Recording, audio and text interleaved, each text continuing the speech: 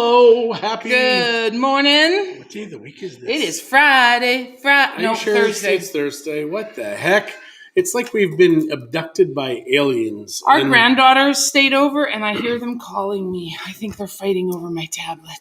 It is interesting with the grandkids. We have the youngest. We've told you she's the spicy one. That's Amberlynn, and Amberlynn has got a head. She's headstrong. And my son was kind of like, she wakes up at nighttime, you're going to have to call us. And he was upset because they slept through the entire night. Good morning, Leslie. And I don't know if necessarily I'll be right back. They're both in our room with my tablet. Na. So how are you guys all this morning? Yeah, the girls slept through the night. I know Amberlynn woke up like a couple of times and she rolled over but went right back to sleep. No crying, no nothing. And she has not been doing that so much with Mommy and Daddy. So I'm totally good with that. I'm just going to try to open up I'm back. Good morning, Pat. So I got to say, I want to give Harold a shout out and a thank you. He makes sure he watches our show, I think, on a fairly regular basis. And he also makes sure his friends watch our show. Thank you. The nice thing about that is that he's helping our algorithm so more and more people can be notified about our show. I know I'm sweating up a storm. No, we appreciate every one of you that watches this. Frankly, I have no idea why you watch this. I think what it is you're waiting for the day that Christie actually kills me. You're going to come on in the morning and John won't be here and you'll be like, she did it last night. Or you're hoping she does it live, stabs me or something. If I do it live, I'll have no alibis. These people will still alibi you, if that's a word. They will still say she was with us. So Debbie Keatley from beautiful Nova Scotia, welcome to our gorgeous country with the worst leader in the free world. Oh no, he's not in the Debbie, free world anymore. Debbie, what are you doing anymore. in Nova Scotia? That's kind of awesome. And Karen, good morning for us. Good evening for you. Or hello, at hello. Least very afternoon. Because it's mostly a screen. Sometimes informative. Always interesting. Thank you. We try to be helpful.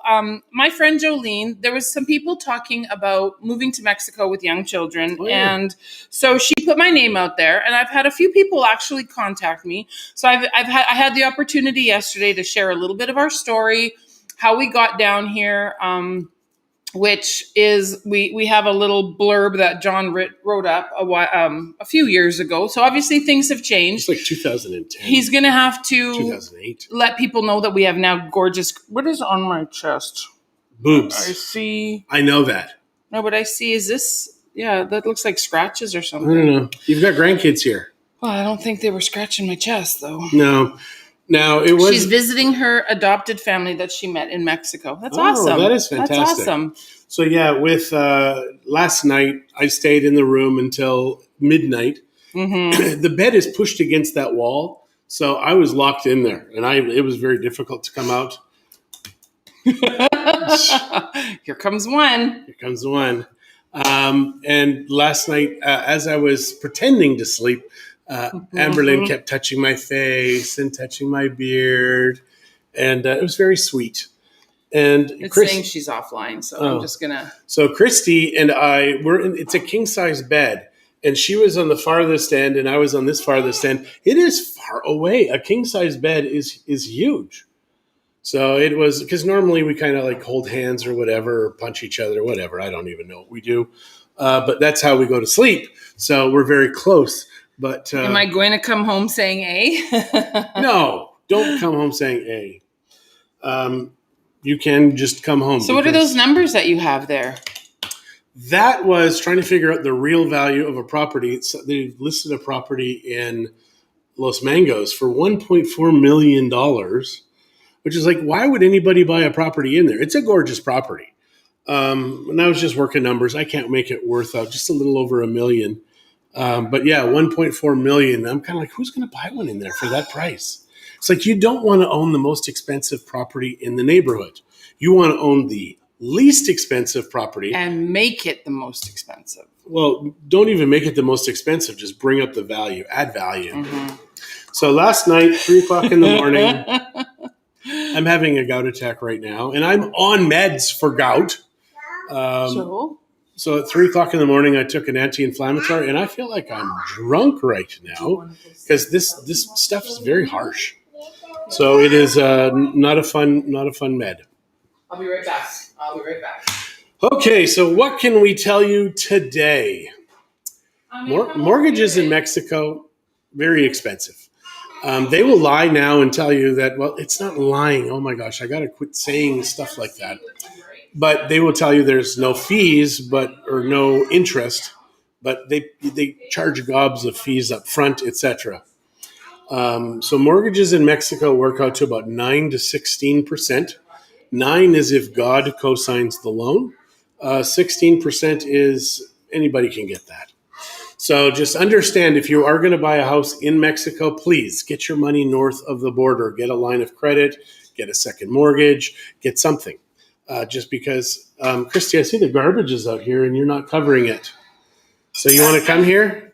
I'm going to make Taylor wants another muffin or another. I made cupcake muffins today. So yeah, in the muffin tin, the big fancy one John bought. Kira is here from Edmonton now. Good morning, Kira. It is good to see you, and good to know you all are alive. So please ask us questions. I mean, I see Christie's got her stuff here. Please ask us questions today. Obviously, Christie is incapacitated. Incapacitated 3 times. The grandkids are so damn sweet, guys. They are so awesome and so kind and gentle when they're not yelling and screaming. But they are perfect, amazing children. And like we said, their father kind of upset because apparently Amberlynn wakes up every night. Milk, whatever. She didn't even wake up last night. So he's kind of like, yeah, she may be coming over there more. Until she's weaned. Until she's weaned. So there you go. And the only reason we're doing this is because our 3rd granddaughter is going to be born in December at some point, and we want a place for them to be able to come to. Well, I want to make sure that Amberlynn will sleep here. Spencer asks, which kid is your favorite and why is it your youngest? That is a very good question, Spencer. And Kira, are you finding a new house today? No. We are not. I just saw a new listing today, so I just wanted to check it out because it is the most expensive house in that neighborhood, period, hands down. Last time we sold a house in there, it was in the 200s. We sold a house on the same size lot, 900 meters, for $250,000, $225,000. Now, obviously, it was 10 years ago, 8 years ago, but still, things haven't gone up that crazy. Okay. Good morning, Lori Ramsey. Good morning, Cheryl and Gary. Hello. It's nice to see you guys all here. It says that there's 9 eyes viewing, but I don't know who they are. Now, Spencer is here. So, Spence, good morning. And it was great to chat with you the other day. You really need to call more because we need to hear what the heck's going on in your world. Yeah, not a month later. Just saying. She's been complaining about this all since we chatted. So I'm just telling you that. It is funny when your children are younger, you're the coolest person in the world. Then eventually you're like a total loser. And then all of a sudden you get cool again. I don't think I went through the total loser part, though. I think you may have. I'm not sure you've come out the other side yet. I don't know what to say. So today we are meeting with someone who is looking to sell their house. So we're going to be chatting with them. We've been chatting with a lot of Canadians and Americans that are leaving their country and moving here. Now, that'd be kind of like, we want to do what you did. There is no way anybody can do what we did. Yeah, it's a little bit different. Bud is saying, good morning, guys. Is the building still advancing or is it slowing down? And what about that place in front of Los Amores 2? It is. Everything's moving forward. Everything is still moving forward. I don't see much signs of anything slowing down right now. Things are moving pretty darn quick here. The place in front of Los Amores 2, It's going to be big. The nice thing is it'll block the highway noise for Los Amores too. It's true. The bad thing is they are also going to block your views. Yes. Leslie, you may be chatting with me pretty soon. Kara says, who's selling their house? It doesn't matter. Everybody? Everybody. No, not everybody. No, it's on the MLS, so it is. It's the big available to $1 million everybody. one?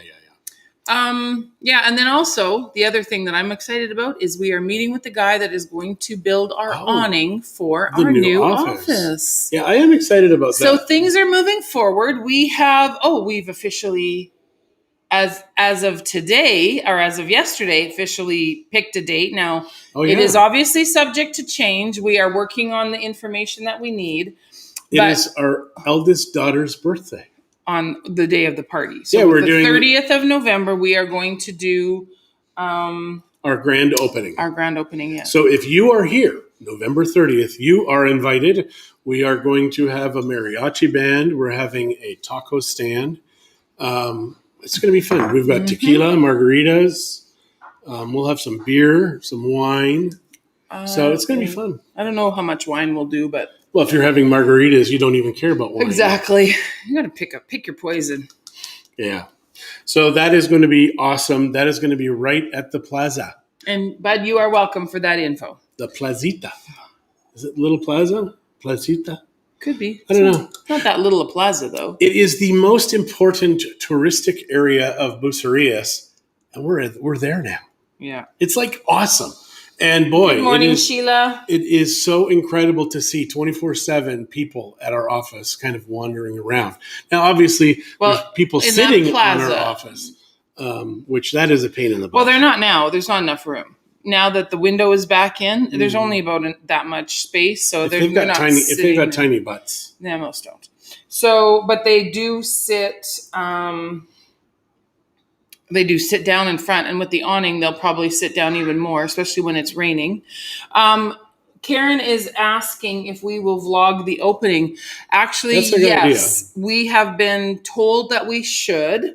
We will probably have somebody filming it, or we might just have a camera set up so people can go say hi. Who knows? We'll have Taylor with our phone camera, and she'll be like just a little... She's had a few margaritas. We might get someone a little more stable than that. Okay. She's 3.5. I think she's pretty stable.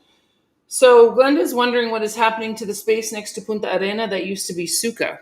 You know what? I don't think anything is happening there, not that I've noticed. Well, we heard a rumor condos were going to be built there, but with the planning process, it could take a couple of years for anything to happen. Unfortunately, that is one of the horrible things about real estate, especially here. Is that whatever they're building today, they probably started 5 years ago, and it was a different market at that point. Mm-hmm. So they don't really build for what is needed today. So we've had some requests for houses with main floor bedrooms.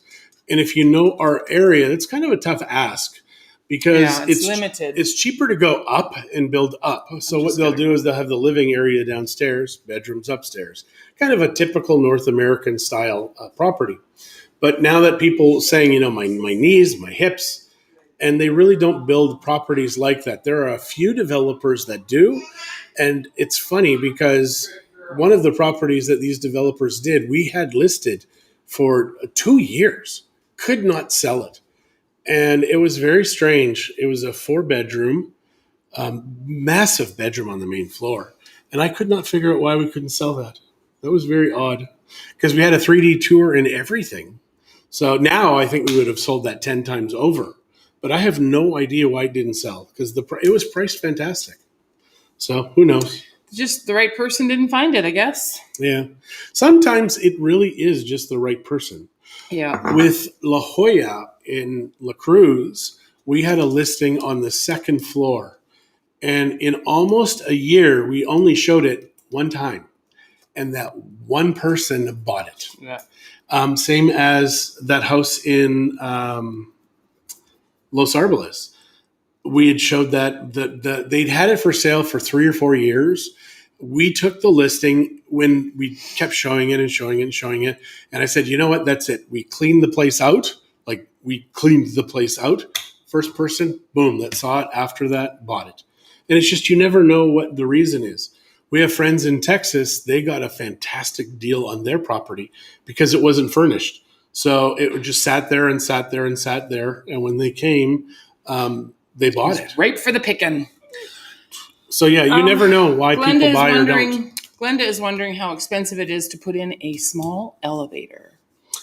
It's going to be in the neighborhood of $15,000 to $35,000, and that's just going to be for a lift. I mean, if you're building a cement column, but we're just talking a 1 or a 2 person lift, is $15,000 to $35,000. Yeah, Glenda is saying that there are a few beach houses in Galveston that have small elevators, maybe hold 4 people. Yeah, four would be considerably more. But if you're just going to go 1 or 2 people, that $15,000 to $35,000 is going to cover it. And you might even be able to get 3 or 4, but at the top side of that. So yeah, we have seen elevators here in houses. Yeah. I mean, to me, I think we've seen 2 houses. We actually listed one, which has come down so much in price. Yeah. If they would have just lowered it when we had said, it would have been gone. But now it's just, the longer a house is on the market, the more damaged in the eyes of the market. That said, there are houses that have been on the market for 5 or 6 years that went to multiple offers this year. So you just never know. You just never know. It is a crapshoot. I'm generally really good at pricing it, and I will tell them, I will price it at this amount, but we really got to watch it 3 weeks to a month, then we lower it.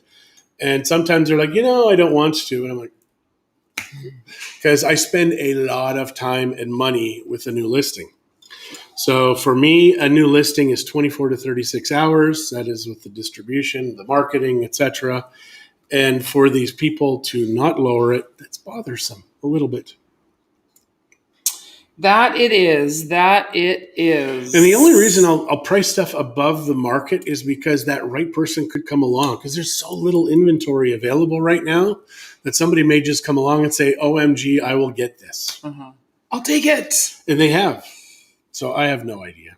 None. In the old days, I used to be able to say, this property will sell for this amount in this amount of time. Those days are so done. Yeah. Yeah, but people that have a house that has a lot of stories, and if they can leave the space or put in the elevator when they're building, it makes it much more sellable because lots of stairs can be tough for people. Okay, so this was just terribly happened very recently. This terribly happened? The seller has changed their mind. We had it listed. We had an accepted offer. The seller accepted another offer from somebody else, and it just expired at this time. But the people that were buying it, they had a spot already picked out for an elevator, like in the house. They knew where this elevator was going. They were going to buy an elevator for this house. But the seller went and ruined that because he's a horrible human being. And I mean that sincerely. He's a horrible human being. Well, he is really difficult to work with, that's for sure. I don't think he's a horrible human being because he is fairly good to his wife. Yeah, but that's pretty much the only person he's good to. And her daughter. Right. So he's not a horrible human being. He's just really difficult to work with, and he's greedy, not a very cantankerous, reasonable man. And I use that term greedy very strangely because I don't believe that anybody is greedier than anybody else. I firmly believe that the people who have earned the cash have every right to it, and more so than the greedy people who want to steal from them and say, you have to pay your fair share. What the hell is a fair share? And if the person is saying they have to pay their fair share, isn't paying any, are they even paying their fair share? What the hell is a fair share? Yeah, and Glenda is asking about Casa Morada. Casa Morada, we know that house very well. She's just asking if it's sold yet. And as far as I know, it has not. No. And it's a difficult sale because there's an HOA in that neighborhood. And it governs the height of the properties to 2 stories plus pull-up level. There's only one property that did not have that covenants on it, and they built a condo complex there. So that's where Nairi is. Yeah, it stole every view of this house. They had ocean views, and it's gone. So now it's just like it might as well be on the opposite side of that street because it doesn't do anything. So it is sad. Yeah, there's a few little issues. The taxi stand is right outside their door outside there on the fence. And I love hearing Amberlynn say new words. Like no? Well, Taylor. So today's something, we gave her a 3-2-1. Good morning, Jolene. 3-2-1 is we take our grandkids and we go 3-2-1, and then we kiss their faces. So Amberlynn, she loves that. So we did that to her today. And then after we were done, she's like, Taylor, 3-2-1, Taylor. Do you have your baby? So I said, well, you can go get her. Taylor never came. She was too busy watching some show. What's the matter, Taylor? And it's a show. This is a weird show. It's a show of kitty cats that become humans. I want peanut butter. Do you? Okay. In a few minutes, okay? You guys go play for a few minutes, okay? It is so funny with the grandkids because they can be watching TV totally oblivious, but as soon as we do this, then all of a sudden it's like they need us. Well, they want attention, right? So even if they're watching TV, we're usually sitting there with them. Well, you are. Well, yeah, because... I don't want to sing Gabby's Playhouse or Dollhouse theme song. Peanut butter? So this is interesting, too. There's a Give me a TV spoon. show called Gabby's Dollhouse or Playhouse. I can't remember. Gabby's Dollhouse. But DreamWorks, the movie company, makes this cartoon. So I'm thinking it's pretty well done. So they do live action and then cartoony type stuff. Yeah. It's very interesting. And the girls love it. So I think they love the fact that it's a real kid, but then it's also the cartoon. Grandma's going to help her granddaughters because she will always do that. Either that or they will keep asking. Why do you have 3 plates? Peanut butter? I know, I got 3. Spoon 2, Taylor. So yeah, the kids love peanut butter. I have no idea why. And you don't even give them that much. No, I give him like a little spoon. Yeah, but And it's just Glenda, strange. yes, the girls are bilingual. It's so adorable because, Taylor, are you getting Nana a spoon? Taylor will talk to me in English. She'll talk to her mom and dad in Spanish. Then she'll look at me sometimes and she'll say, oh, Mommy said, and then she'll tell me what Mommy said. She translates for us, which You is want it's this kind of adorable. plate? For us, the whole reason we never learned Spanish when we moved here was because our kids picked it up so fast. Any of you know that Mackenzie's so smart. Within 2 months, she had already spoken the language after moving here. So after that, it was just a very quick, hey, kids, come and talk to her. Hey, Dr. Monk, how are you? We are fantastic, thank you.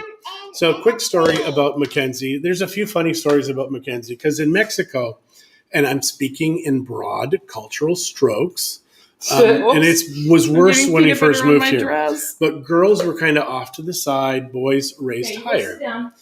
So we had been robbed. The house that we lived by the water, robbed. literally robbed.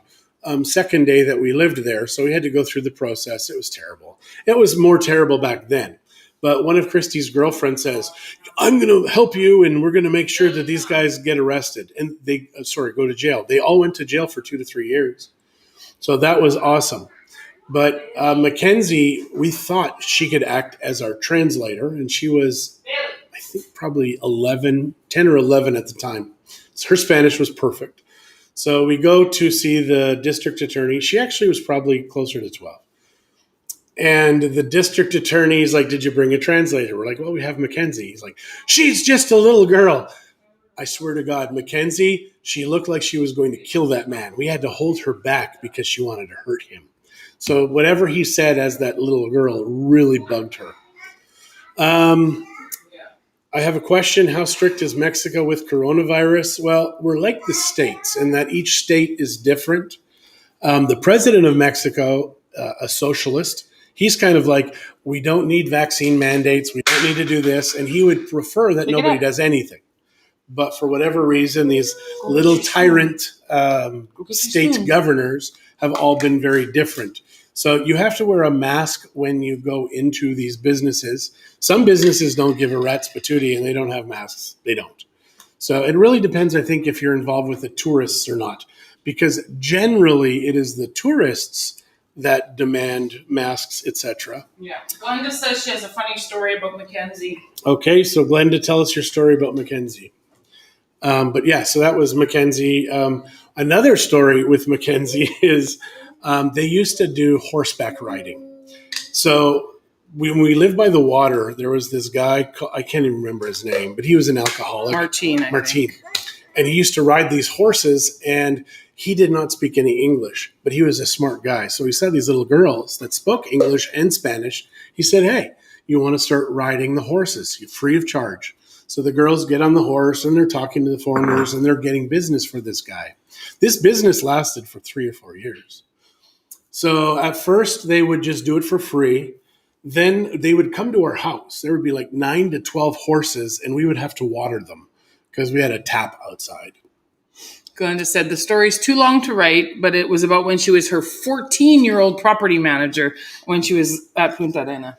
So then they got tips, and then they got tips and 25% of the money that was paid. Nana so likes peanut butter too. They made kick-ass money doing these horses, and they would go horseback riding in the mountains or whatever. We're talking for 3 or 4 years. So it was great. But one time he had stiffed her on 500 pesos, back when 500 pesos was real money. And it still is real money, especially for a 12-year-old. We're at the Sunday market Or 14, in Bucerias. And she's standing by herself on the cell phone. And she's like yelling at this older man. Yeah, well, how would you like it if this little girl stopped working with you and took her business somewhere else? And she got her money right away. Yeah. Because she was a tyrant. She was a tyrant. She still kind of is. She still is. That's why she's a great manager. She is. She's a boss girl in so many ways. So hopefully, Dr. Monk, that answered your question about Mexico. It's just this coronavirus is all over the world, and if America falls, we all fall. So we really need America to kick ass, and also Australia. It's fun to see what's going on over there. I mean, it's fun. It's the wrong word. But it is good to see unarmed citizens rising up against the police, taking shots in the back as they're running away from the cops. The cops are shooting these people in the back with stun guns and rubber bullets, etc. Being horrible, tyrants, tyranny. And it's a shame. We're watching this whole freaking thing that we've seen. We saw this in the 30s in Germany, guys. Good Lord. Thank you very much. In Germany, the government creates a two-class society.